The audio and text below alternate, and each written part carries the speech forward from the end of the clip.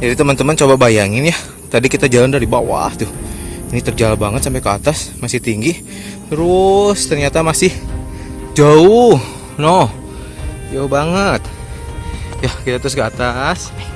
Ini Gunung Padrang ya, situs megalitikum tertua di dunia. Nih, mengalahkan piramid di Mesir. Ini letaknya di daerah Cianjur ya.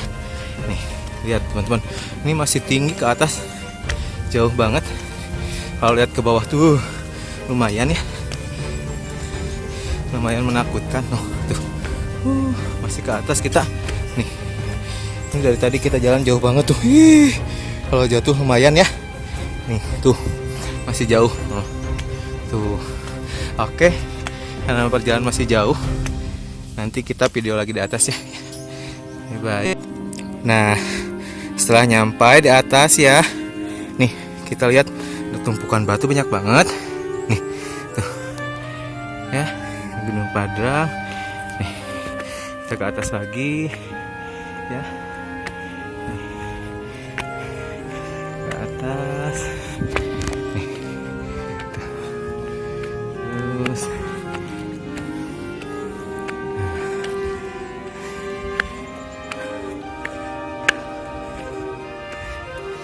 Sampai di atasnya nih, ada pohon besar. Nah ini nih, tuh, pohon besar ya. Pohonnya besar banget di tengah-tengah. Nih, banyak banget ya batu-batunya. Kotak-kotak kalau zaman dulu dibikin gini bingung juga ya. Ini harus pakai teknologi raster.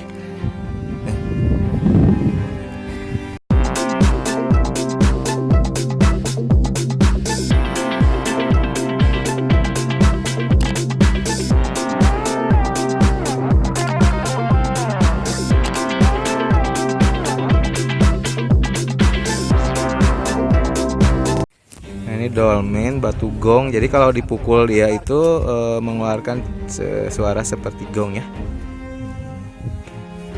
Di sini ada manusia purba, nih tinggi sekali ya di kacamata. Ini dia manusia purbanya.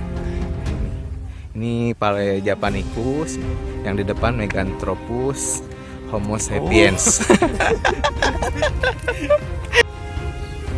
Nah teman-teman, yang saya video itu di bawah ternyata semuanya itu teras satu ya.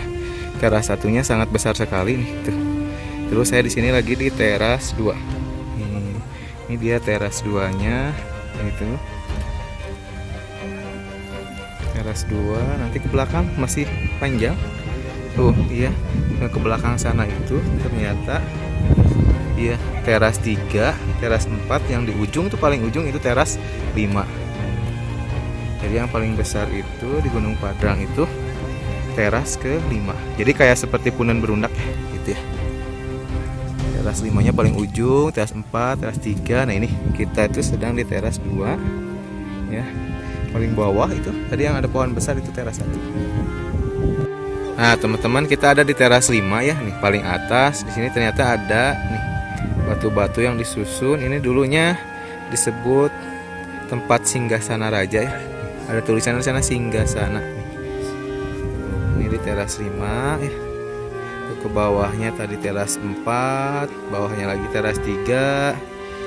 Terus ada di teras 2 itu ada tempat buat kayak musyawarah gitu ya, musyawarah raja, pendamping raja. Terus di bawahnya itu buat para pengawal. Nanti paling bawah lagi nanti itu ada teras 1 yang tadi di awal ya gitu. Pak mau nanya, asal mulanya Gunung Padrang diketemukan itu gimana? Katanya sama ilmuwan Belanda, bener atau enggak ya? Ya, jadi gini, memang dari dulu tadi yang dibuka, jadi dari sebelumnya Belanda juga udah dipakai, karena dulu mah secara tempat ini tempat adalah orang seperti pemujaan dan tempat tapa. Jadi Ian Jackrum itu pernah mencatat tentang keberadaan cagar budaya Gunung Padrang pada tahun 1914. Oh, nah, 1914. Sebelumnya juga udah dipakai. Oh. Karena waktu dulu masih hutan belantara. Jadi ini juga bangunan di Gunung Padrang ini bukan akibat tidak selesai membangun, tapi ini hancur tinggal 50% akibat ketiban pohon pada tahun 1973-74. Oh. Jadi ini bangunan ini hancur tinggal 50%. Tinggal 50%. Oh, dulu mah bersusun ya, masih Bersusun, ada tapi- kelihatan gitu ya. Tapi banyak Bentuknya. kayu yang besar. Iya, iya. Ya, jadi kayu-kayu. Nah, jadi pada tahun 1973-74 ditebang kayunya, rusak bangunannya. Setelah rusaknya baru dilaporkan pada tahun 1979. Ditetapkan menjadi cagar budayana dari tahun 82 83 82 83. ya, sampai 84. Nah, tetap ini udah lama.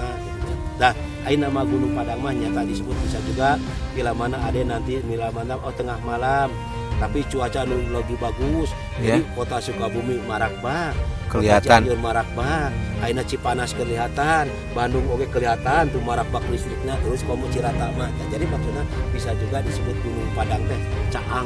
Terang benderang ya, terang benderang, padrang ya. Jadi Padrang. maksudnya seperti itu namanya. Kalau tidak salah dulu tuh katanya di sini tempat apa ya?